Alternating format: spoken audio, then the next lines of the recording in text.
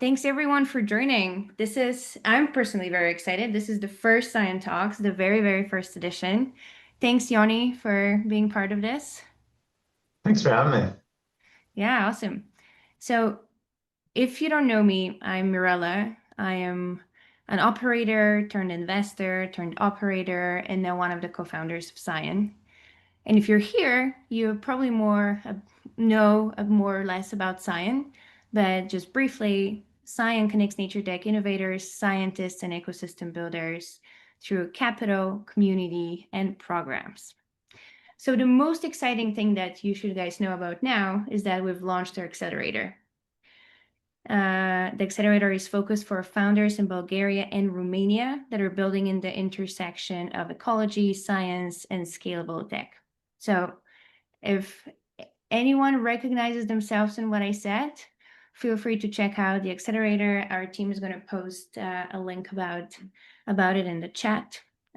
So feel free to apply and read more about it. So why are we here today? NatureTech. I think NatureTech is a very new term. What can I say is um, it's kind of what climate tech and sustainability tech was 10 years ago. People were excited about it, not really sure what is it about. So that's why we're here today. We're running these sessions to bring in people who we admire, like Yoni, folks who have been deep in the space and have a lot of perspective to share. So Yoni, with no further ado, please introduce yourself. I know you have an amazing experience, now the CEO of Nala.Earth. But yeah, tell us more about that. And also, I will ask you about all the amazing things that you've done in your sabbatical. So keep that in mind too. Great. Perfect. Yeah, thanks for having me. Very excited for the session. Brief personal introduction, and then I'll describe some more about what Nala does. So I'm Chief Commercial Officer at Nala. I've been in the nature tech space for 3 years. First at another company called NatCap and now at Nala. And in the course of that 3 years, as Marilla already alluded to, I had the chance to spend 5 of those months participating in ecological research in Africa and in Central and South America, as well as some innovative conservation projects. Prior to that, I worked at Wayfair, e-commerce for the home company. I was there for about 4 years as a general manager, and I did a lot of climate and sustainability work in my last year or two there. And before that, I worked in management consulting as well as a short stint in venture capital. So that's a bit about my personal background. So been in nature tech for 3 years, but a lot of my perspectives are informed by broader experiences outside of that we'll get to. I figured I'd give a brief, Meryl, should I do the brief introduction on Nala now? Yeah, please do. Perfect. So a bit about Nala. Nala is a nature risk and reporting software platform for corporates. So we work with customers across nature intensive sectors. Some examples of our customers are Volkswagen and BASF in manufacturing. We also work with customers in energy, such as Uniper. We work with customers in apparel like Intersport and also customers in food like Arla Foods. And really the two major use cases that customers have for our platform are number one, risk management. So identifying and responding to nature risks like water scarcity or deforestation. And then the second major use case is streamlining compliance with regulations as well as reporting with frameworks. I'll begin to cite some acronyms, and I'll also explain them because I don't know the familiarity of everyone in the room. But in general, if I say an acronym or a term that people aren't familiar with, please just call it out or post it in the questions and I can explain it. And so some of the major regulations we help with are CSRD, Europe's Corporate Sustainability Reporting Directive, and TNFD. That's a reporting framework for nature, stands for Task Force on Nature-Related Financial Disclosures. So that's a bit about what we do as a company, just something very brief on how we do it. We curate different data sets about biodiversity, land, and water. The source of these data sets will vary. Some of it comes from remote sensing and satellite data. Some of it comes from databases on primary measurements, for example, pollutants in water, and some of it comes from environmental models. And we curate all that and make it useful for these corporates that we're working with so they can use it for risk management as well as for reporting and regulation.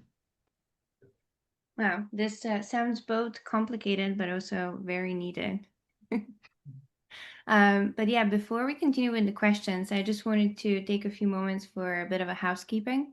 So we're going to chat for the next 25 minutes. But in the meantime, if you have any questions, feel free to post them in the chat. And then at between 7 and 7:15, we're going to open for questions. So yeah, keep your questions in mind. So yeah, let's start with the basics, okay? How do you define nature tech? What makes it different from traditional climate tech or clean tech, in your opinion?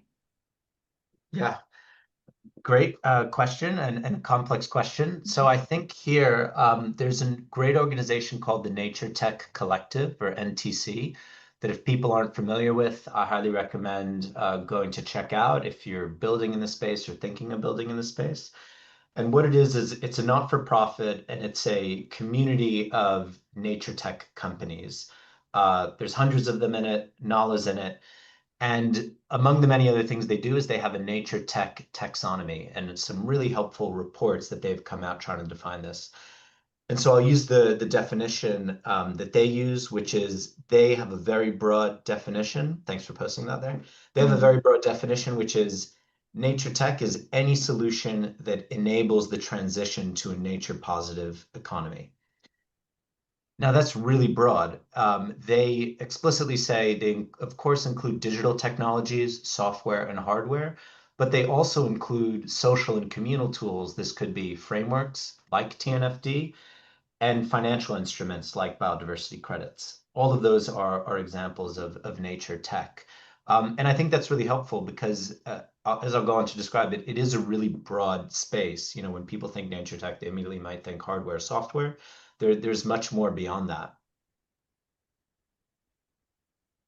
Um, you also wanted to share something more visual to explain it a little bit better. I think that will also help kind of paint the picture. Yeah, exactly. Let me, so I think the Nature Tech Collective that I mentioned, they have a really helpful report called, let me just pull it up and then I'll share my screen. By the way, if any questions come up now, feel free to post in the chat or just jump in and ask.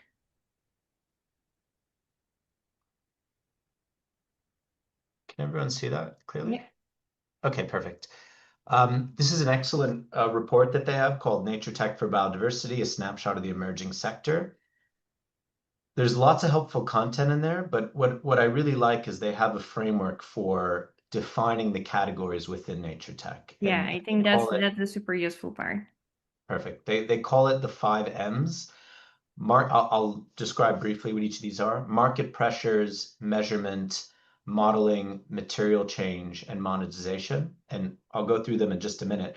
But what's also really helpful is they have this incredibly detailed and, as you can see, very vast sector map. And you know, you can zoom in and see all the different logos. They have over 650 different organizations. Some of them are companies, some of them are NGOs, some of them are academic organizations, and they allocate them to each of these 5Ms. So it's a really helpful resource to use if you're trying to wrap your head around what nature tech is and where you can play. Just to flesh it out, I'll just say a brief sentence about each of these, but I encourage people to check out the report because there's lots more detail in there. So the first M is market pressures. So these are organizations that are trying to change the market to be more aligned with nature positive outcomes. And so a lot of academic institutions will fit in that category. You might have advocacy organizations as well. TNFD, the Task Force on Nature-Related Financial Disclosures, which is a disclosure framework for companies and financial institutions, that fits into market pressures. A second category is measurement, and I think this is what a lot of people might immediately go to when they think of nature tech. So technology that enables more precise measurement. A good example is acoustic sensors or environmental DNA. Nature Metrics is a good example of a leading company for environmental DNA. Third category is modeling, and this is actually where Nala fits. So modeling are companies that take the inputs from the measurement companies and really translate them into either models or information that can be used for companies for decision making, whether for risk management or for opportunities or for complying with regulations. Next is material change. So these are like the companies that are actually doing something on the ground. So for example, lots of ecosystem restoration companies. One example, a company called Archereef is 3D printing uh, synthetic reefs and putting them into marine environments that have had Wow. coral reef damage. Yeah, so there's lots of amazing companies doing very different things than we might initially think. That's an example of material change. And then finally, there's monetization. And so these are companies that are creating financial instruments like biodiversity credits to help restore nature. So hopefully that gives a bit of flavor of the breadth of nature tech. There's lots of different categories and individual companies. Marilla, I don't remember. Did you ask me now about the difference between climate, or did we just put that in the prep questions? Because I can No. address that. Yeah, please do. Yeah. Yeah, because I think that in general, there's really fuzzy boundaries between climate tech and clean tech and nature tech. And if you go back to the definition I cited earlier, where nature tech is any technology that enables a nature positive transition, of course, all of clean tech and all of climate tech will fit into that. Electric vehicles, for example, would be an example of nature tech because it's enabling the nature positive transition. But having said that, when most people talk about nature tech, they're referring to the less mature category of technology, unlike climate tech and clean tech, which is much more mature.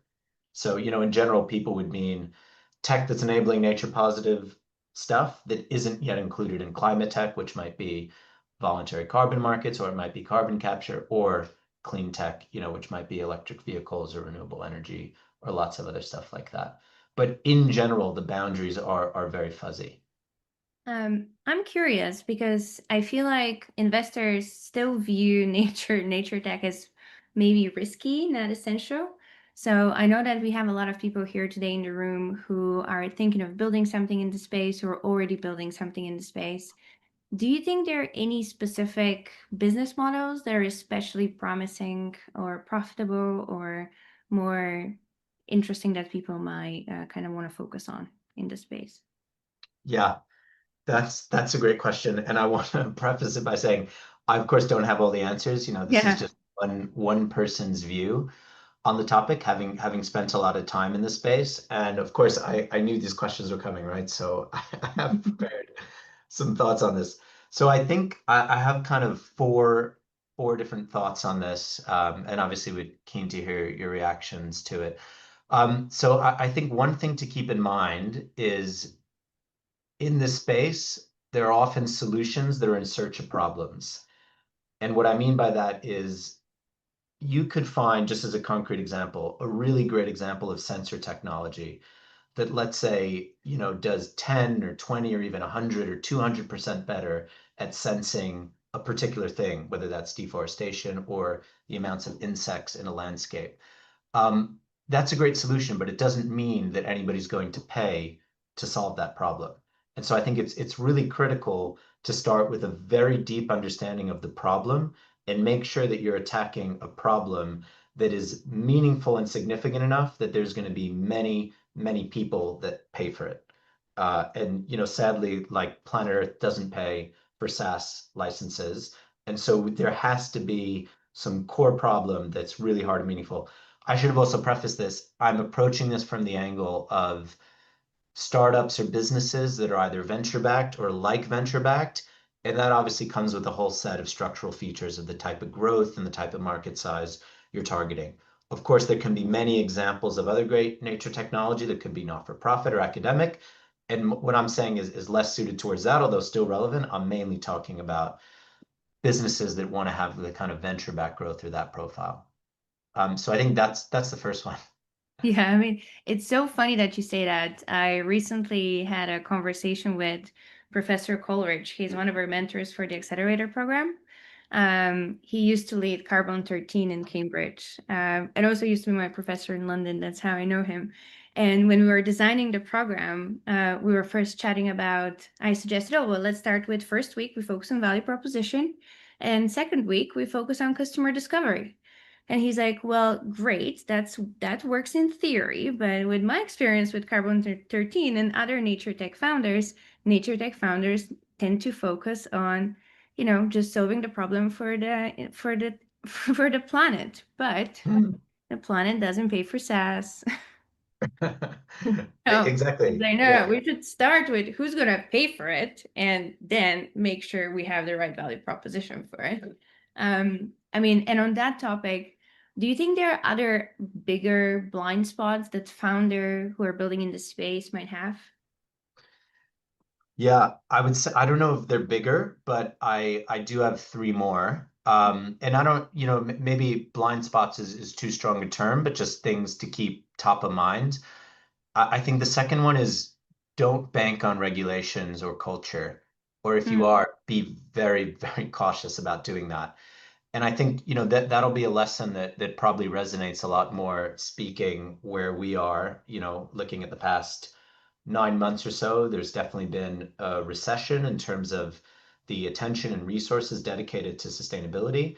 But particularly on the regulations point, obviously some of this is, of course, related to Trump and US politics, but the same is true in Europe as well as in other markets where there's been a very big deregulation drive, particularly on sustainability regulations.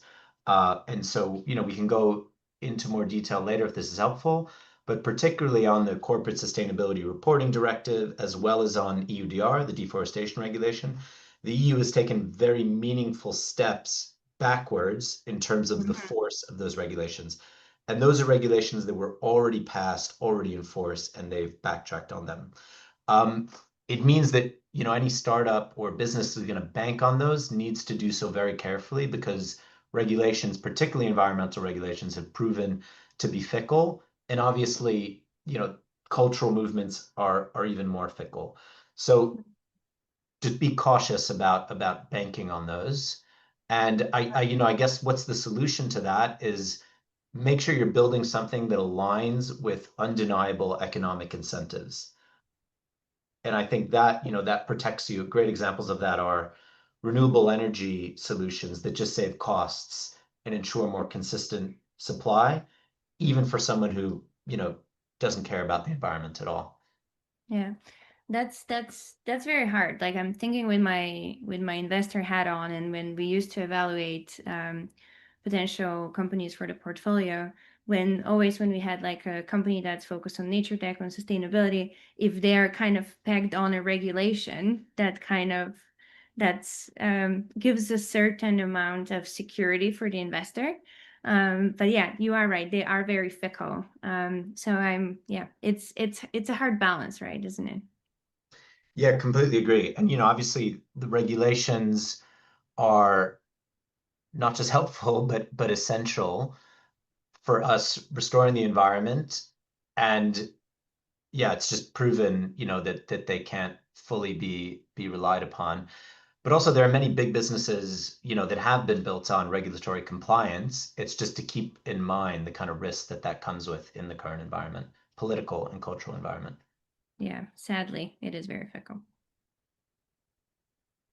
I've got two more. Oh, Okay, so the third one is sustainability is a very hard function to sell to. Like, this will only apply to a subset of the businesses. But if you're thinking of building a kind of SaaS or software product or something that you're selling to the sustainability function, it's a really hard function to sell to because as a result of a lot of the cultural shifts that we've been discussing, but also as a result of the maturity of the function, it's as a generalization declining in size, in influence and budget. And so I think you need to think very carefully about what is your solution doing and who is it for? For example, if you are able to sell to the finance function or to the procurement function, it's a lot harder to get a sustainability function to do that, but there's more solid ground, larger budget, more influence if you can get it to do that. and number three. Number four. Ah, So number four, yeah, just one is don't pursue solutions in search of problems. Two is don't bank on regulations or culture. Three, sustainability is a very hard function to sell to. Four is it's an extremely, and this maybe goes without saying, it's an extremely complex and technical scientific domain when you're touching upon ecology and biology and life sciences. And it's obviously very different from building a consumer or B2B e-commerce app. And that means a lot of careful thought is required about who your team is. It doesn't necessarily mean, how you build your team and your organization, but also who's on your board and who are your advisors and how are you gaining that necessary expertise. I think we'll talk about this later, Zomarella, about ecological integrity to make sure that you're tapping the right experts to build this very complex scientific domain with, hundreds of years of science behind it. And there is no one size fits all solution. For some businesses, that might mean you need to have a chief scientific officer from the start. For others, it just might mean you need to have a really helpful advisor that you need to tap. It really depends on what you're trying to build and where. And I think that also really affects how quickly you can build. If you're able to really tap into an effective advisor or team member that has that depth of expertise, you'll just be able to build a lot faster and quicker versus having to, kind of learn those lessons a lot slower over time. Or join an accelerator. Yeah, maybe. Do you know of any accelerators? Hmm. Um, Awesome. No, that's very useful. I actually want to move us on to the questions that the people submitted ahead of time. And also urge everyone who's online right now to post your questions in the chat. We don't bite, we promise. So one of the questions was actually from a founder, the founder of Lamon. I don't know if she's here, but if she's here, she can make herself visible. If not, the question is, how should founders think about balancing ecological impact with scalability and commercial viability? Yeah, great question. I think we've touched on some of these themes already. But I guess kind of, to summarize is you absolutely need commercial viability because Mhm. without it, that's the only route to impact. If you don't have commercial viability, you can have an incredible solution, but you won't be realizing impact because people aren't using it. And I think, that goes back to the kind of solutions and problems orientation that we mentioned before. You need to be targeting an important problem that people are going to be willing to pay for it. Um, Having said that, it is possible to have commercial viability without having ecological integrity. And that's why it's really critical to make sure you're building the team or have access to the, scientific experts who are able to advise you on this from the start. Mhm. And I think the reality is that, we're operating, it's a very novel and new space, whether we're talking about companies acclimating to this or whether we're talking about other domains. At the moment, customers will turn to you, potential customers will often turn to you as the expert. But as customers get smarter, any solution that doesn't incorporate ecological integrity, that will eventually come out and you're eventually going to lose customers to those solutions that do, or you'll get very negative press as an example, which is what we've seen happen in some cases in the voluntary carbon markets. So Mhm. I think ultimately a solution that gets commercial viability or tech commercial viability without ecological integrity, it ultimately isn't a sustainable business. Well, and I think this kind of leads on very well to the next question. And how do you ensure that NatureTech doesn't lead to greenwashing or like get a negative PR? Yeah, I wish I had the answer. There's no one size fits all. It Yeah. kind of there's really going to be very meaningful variation if you're building hardware that does more efficient ecosystem restoration. The answer to that is going to be quite different than if you're building a software as a service platform for companies to use because they're trying to do very different things, that they'll have just be constructed very, very differently. But I think it goes back to having the right team, whether that's on your team or advisors or in an accelerator, that is guiding you from that from the start. And also just really being very honest with yourself as you build and keeping that mission orientation top of mind. Because eventually, if you don't, obviously that's really bad for the planet. It'll also erode your business, as we've seen happen in many other areas within sustainability, like voluntary carbon markets. Okay, we have a question coming in. Great. How do you see biodiversity data becoming actionable for corporate decision makers who aren't yet fluent in environmental metrics? Yeah, that's a great question, and I think touches upon, some of the themes we spoke about. And I think the answer is one, it needs to be not just understandable, but actionable by corporate decision makers who aren't fluid in environmental metrics, because the truth is that even in sustainability functions, even those who are working on biodiversity, it's such a complex and new topic that often they themselves don't have that much, expertise in these individual metrics, which are very complex. And so the answer is make it speak to the core business metrics that are used day to day, which are essentially revenue and cost and Mhm. profit and quality and speed. And if it doesn't do that, you probably have a very big problem. You're If building it doesn't something do wrong. that, you're banking you're banking on the cultural forces or conscience that we've been referencing earlier. So, and I think that's really critical, right? To really force yourself for whatever you're building, not just as an afterthought, how can we translate into that? But if it's not enabling a company to lower their costs, get more revenue, thereby get more profit, have higher quality products, or have, greater availability, there's a really big question about its future viability. And I wish it wasn't like that, but that's the way it is.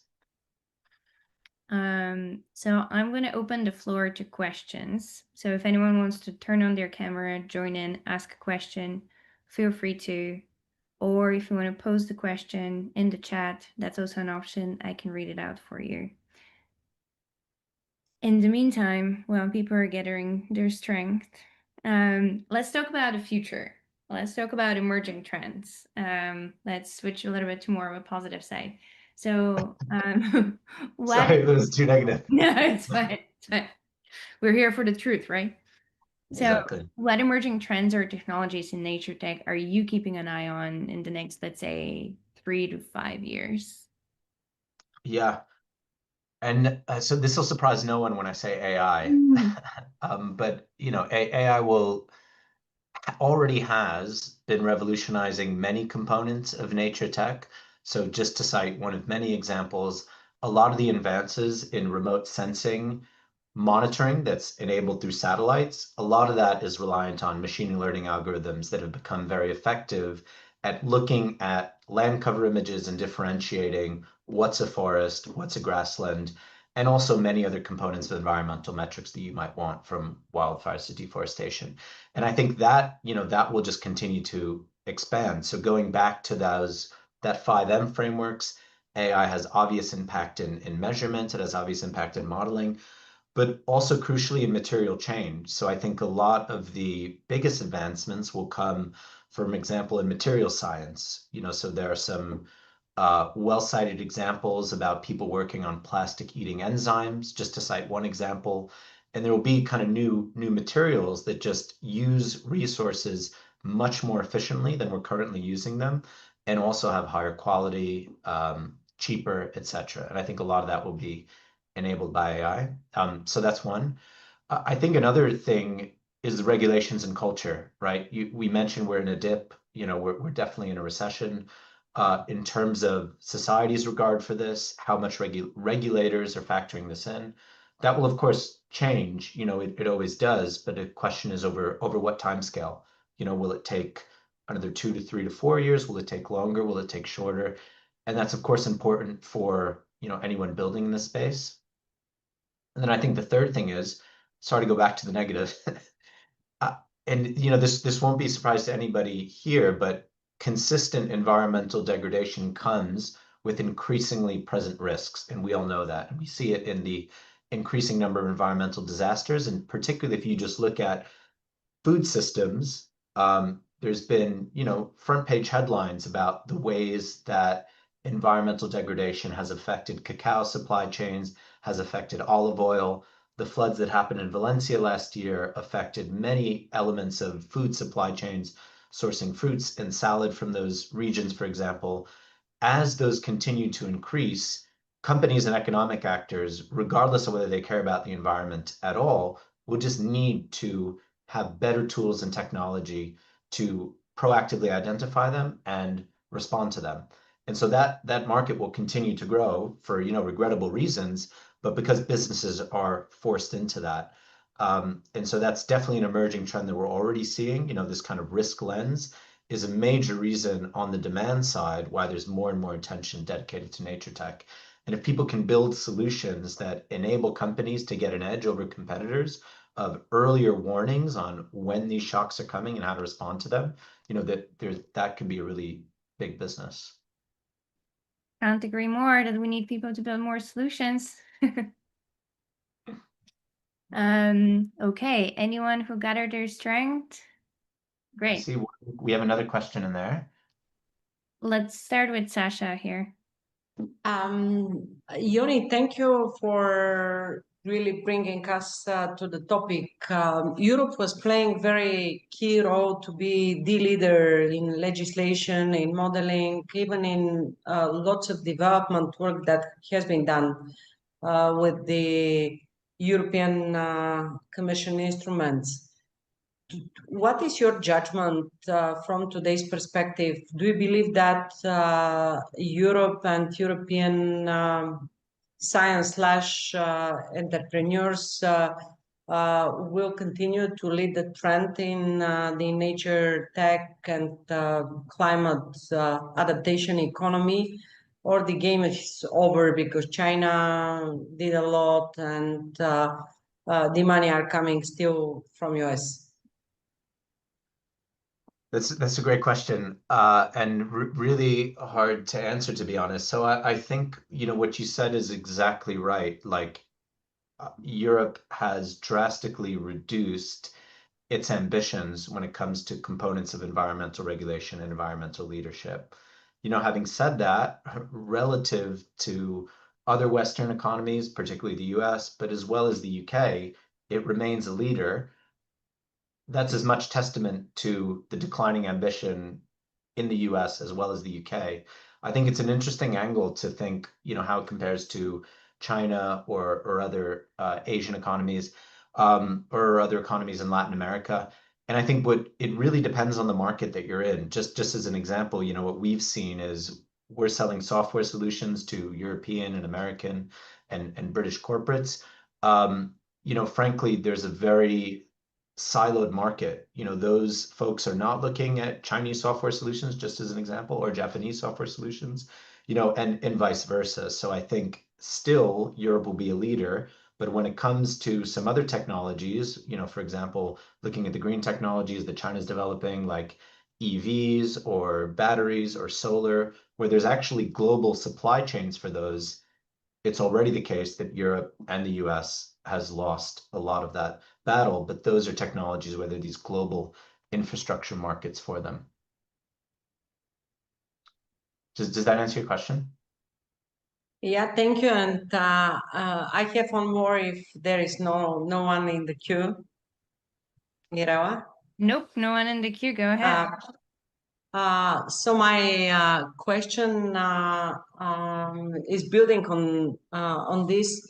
You are operating in this space for 3-4 years now. Do you see a trend of consolidation of the green technology market? We, of course, know that many companies, unfortunately, were not able to continue because of reasons that you quite well phrased, but in the same time, the need is there. And do you see really specialized investors or private equities to really participate and catalyze the consolidation in the market? How you see this trend now and the years ahead? Because this, of course, will be also for us an argument to encourage more companies to invest firsthand into those types of technologies beyond the mission support. Yeah, great. Another great question. And so I think within the pocket of nature tech that Nala and I operate in, we haven't yet seen consolidation. This is biodiversity tech, whether that's measurement or modeling. I think that's partially also attributable to the fact that we're still quite early in this, recession. It's hard to know exactly when to date it, but the EU started signaling that they were going to reduce environmental regulations only in October. Obviously, the Trump election was then in November. The EU's plans only emerged in January. We're still very early into this. There has definitely been consolidation in carbon accounting software platforms, which is a sector that is much more mature than a lot of the nature tech spaces that we're thinking in. I think some of those dynamics just happen to be their size, how much capital they need that. So we still could see more consolidation happening in the future. I know there are dedicated outfits, private equity, venture capital that are dedicated to biodiversity, funding. Superorganism, for example, is an example of one. There's another one called Sand River. So I think those remain to be very active in the space, but they're also active across many different dimensions of nature tech. And I guess it remains to be seen whether there's consolidation, I think partially due to how long this recession lasts for. Sorry, a bit of a fuzzy answer, but I guess I don't know. No, we are just having a discussion. It is more to hear your perspective. Of course, we are also following those trends, and we have fraction of the picture, but obviously you have another part of it being exclusively there for many years is always good to exchange. Thank you. Yeah.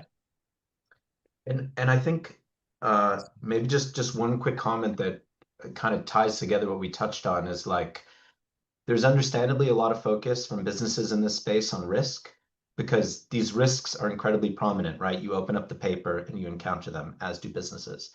And I think there was a question here I didn't address from Konstantina about biggest misconceptions businesses have about nature-related risks.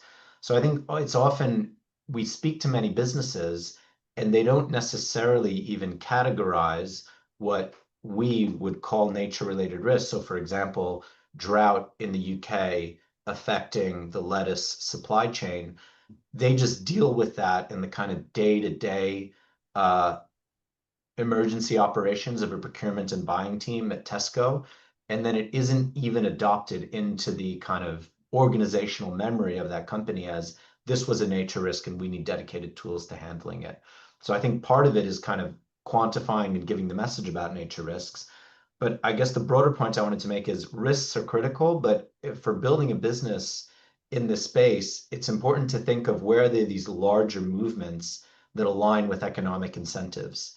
And so, just to cite a few big ones, for example, circularity, is a really good example where there's lots of solutions that they just make, when they work well, they just make business sense, right? You're saving on input costs, you're saving materials for a company, and they also happen to be better for the environment. Another one is regenerative agriculture, which, comes with some initial upfront costs, but when it works is reducing the input costs for a business, for an agri-food business, and is also ensuring that they have more resilient farms and more resilient supply chains. A third could be new materials, and a fourth could be ecotourism. But I think what's great about all of these is that core to their logic is there's a kind of growth logic that's just, the basis for lots of our investments that aren't necessarily focused on the risk lens. And so I think those can be good opportunities to look for if you're thinking of entrepreneurial opportunities.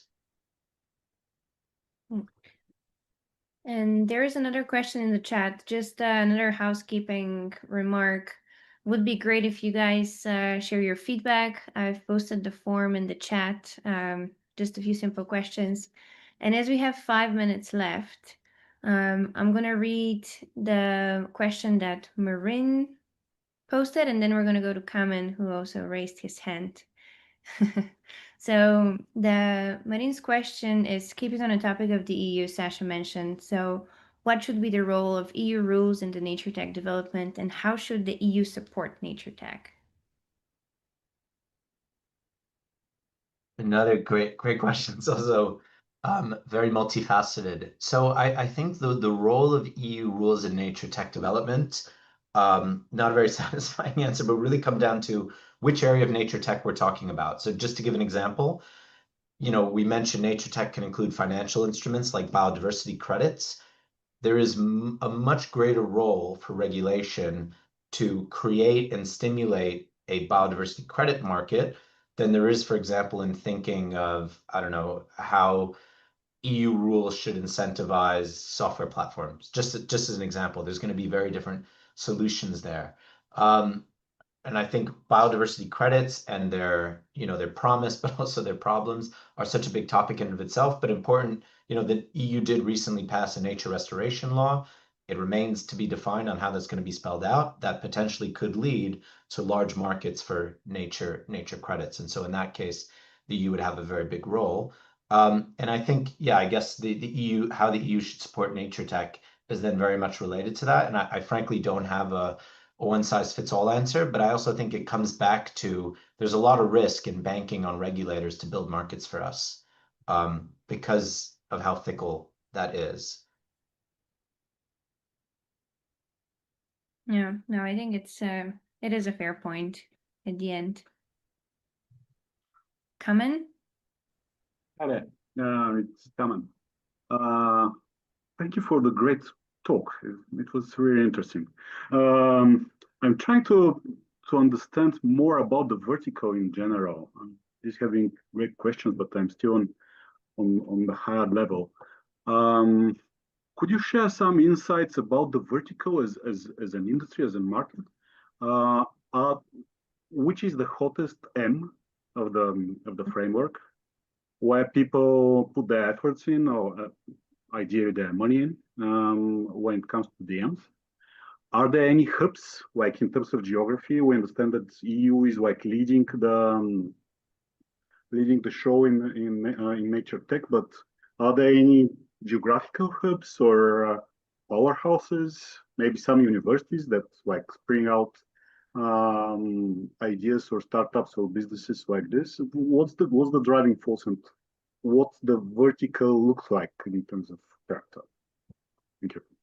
Yeah, great questions. And I think maybe you're alluding to this. There's actually a lot of different verticals within nature tech. That even within an individual M, there could be different verticals that they're targeting. Just by way of example, one measurement solution could be targeting environmental compliance for oil and gas companies or mining companies that are opening new mines. Another measurement technology could be targeting regenerative agriculture for food companies. So very different verticals in there. I think everyone can see my screen, right, with the sector map and the numbers, right? So this is just a strict count of the 650 organizations, which fair to assume pretty comprehensive and definitely representative. You can see most of the attention is in the measurement space, right? About 40%. And then you have another 22% in modeling. So across these two, that's about 60%.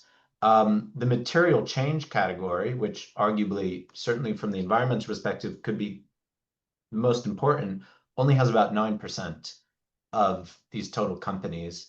And market pressure is 16%, monetization 15%. I mean, this is kind of now speculative, right? But I think when people think about what to build and you get a bunch of general entrepreneurs, business-minded entrepreneurs and engineers, everyone thinks of a dashboard. But that's very common. And that lands you in the measurement and modeling category. That doesn't mean it's the best thing to build or the best business idea, but it certainly has a quicker cost to build and is more suitable to the type of dynamics in a business model that venture investors would look for versus going to try to achieve real material change in an ecosystem restoration project, which is great, but very hard, a lot slower. Projects need a lot of infrastructure. So I think definitely just the structure of these businesses are reasons for this, why there's these different attention dedicated to each of them. You also asked about kind of regional hubs and universities. So again, this is, kind of anecdotal, my view from being in the space. Not surprisingly, there's enormous amount of attention coming from Europe, right? And that's like the UK is definitely elite. I happen to be based in London, right? So I'm also most familiar with the UK market, but the UK has, leading universities, part of Europe. There's already a lot of climate tech investing here. It's a financial hub, so people try to appeal to those. So there's definitely a lot of attention in Europe. I'd say the same thing for their German businesses. NALA happens to be incorporated in Germany. There are Swiss businesses, so universities like ETH Zurich They have a leading ecology lab, as does Cambridge, as does Oxford, and they have several spin-outs coming out of those universities. American universities are, of course, also very active in this space, but I'd say they play more of an active role on the academic side. There's less spin-outs coming out of those American universities, I think most likely because it's just a much harder market, which less attention dedicated to it. Although, of course, those do exist as well. Does that answer your question? Yes, indeed. One quick follow-up, and then I Please. see the clock. Sorry. I'm able to go over. Looking at our market, we came to the conclusion that there might be some pipeline in the universities in terms of research and IPs hanging around and so on and so forth. What you've mentioned about the material change sounds like deep techish. I don't know if that's correct. So is this the real force behind NatureTech, or just like people, entrepreneurs going into monitoring or measurement and so on and so forth? So who leads the way in a way? It was a fuzzy question, sorry. I don't think there's any one answer to it. Would be my speculation. I think you have both models. I think you're right. If you look at some of these here, some of this we would classify as deep tech, right? Like some of these biotechnology would rely on years or decades of research, at a university in order to build and implement this. Having said that, a lot of the innovations in measurement, for example, environmental DNA or the remote sensing satellite technologies, are building upon similar research agendas at universities. Just as an example, like NatureMetrics is a company that's a leader in environmental DNA. They're pretty large. They have hundreds of customers. They've been around for 9 years. Again, it was built on academic research. Long-standing academic research that for a long time hadn't been taken out of a university setting. So I think you have both models. You then, of course, have lots of folks, spinning up dashboards on the basis of lots of different technology that just hasn't been presented in a useful format, speaking directly to corporate needs. And of course, they can be very successful and effective businesses like that. I mean, if we look at like carbon accounting markets, some of the biggest players like Watershed and Persephone, there isn't any deep tech sitting at the bottom of their tech stacks. What there is really deep expertise in building tech. A lot of the founders at Watershed were from Stripe, and they know how to build really effective and excellent technology. And also building an ecosystem around that enables carbon action. But there's no real deep tech research agenda sitting on underneath that. Of course, there are many examples in clean tech like Tesla that is building on, some kind of really deep engineering research. So I think all these different types of models exist, but I think it's very important for whoever's building in the space to kind of think through where they fit in this environment, and does that give them enough of a differentiation to really build something, whether they have a specific insight or new technology that's going to enable them to do that well. Thank you very much. That's all from me. Awesome. I know we're a few minutes over time. And before I ask my last and favorite question, I'm gonna give the floor if anyone finally felt brave enough to ask another question.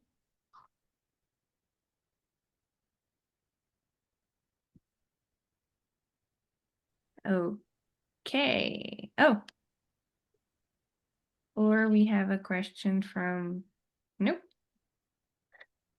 Cool. Okay. Well, my last question is, I love to finish webinars with this question. I know you briefly just touched upon on what advice you can give to founders, but what is your, let's say, one biggest advice you can give to a very early stage founder who's considering a leap into NatureTech? So I think the one piece of advice would be really validate the problem, that it's a significant problem, that you're going to find many, many people to pay you meaningful amounts of money for it. I know we discussed that already, but I think that would be the core advice. But I do want to end on a sincere and genuine positive note, which is I think it's an incredibly rewarding and inspiring way to spend your career, to spend your days. You know, I'm someone who hasn't spent my whole career working on this topic or working in sustainability. And it's incredibly rewarding and purposeful to be working on not just a very hard and complex problem, but also a problem that's very inspiring, that if you get it right, you know, has just incredibly positive consequences.